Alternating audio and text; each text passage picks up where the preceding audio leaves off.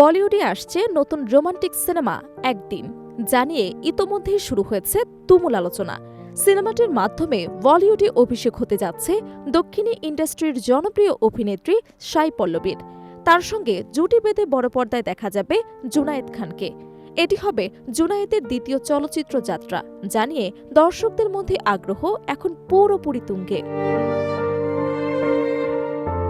সিনেমাটি পরিচালনা করছেন সুনীল পান্ডে এবং প্রযোজনা করছেন আমির খান প্রোডাকশন।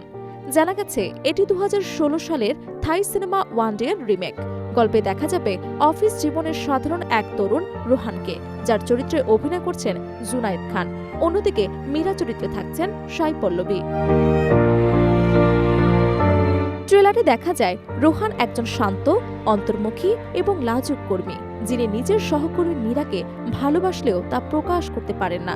ধীরে ধীরে গল্প এগিয়ে যায় এক আবেগঘন মোড়ের দিকে, যেখানে হঠাৎ একদিন রোহান ও মীরা একসঙ্গে পুরো একটি দিন কাটানোর সুযোগ পান। এই একদিনে বদলে দেয় তাদের জীবনের গল্প। সম্প্রতি সিনেমাটির টিম একদিন এক মেহফিল নামের একটি ইভেন্টে অংশ নেয়। সেখানে উপস্থিত ছিলেন আমির খান সহ পুরো ইউনিট। অনুষ্ঠানে আমির খান আবেগপ্রবণ হয়ে পড়ে এবং সাই পল্লবীর অভিনয়ের প্রশংসা করে বলেন, তিনি ভারতের অন্যতম সেরা অভিনেত্রীদের একজন। তার পারফরমেন্স দর্শকদের গভীরে ছুঁয়ে যায়। এই মন্তব্যের পর থেকেই সিনেমাটি নিয়ে দর্শকদের আগ্রহ আরও বেড়ে গেছে। ইতোমধ্যে শুরু হয়েছে অগ্রিম বুকিং, যা সাধারণত বড় বাজেটের সিনেমাতেই দেখা যায়। প্রযোজকদের মতে দর্শকদের আগ্রহ ও ভালোবাসা বাড়াতেই আগেভাগে বুকিং চালু করা হয়েছে।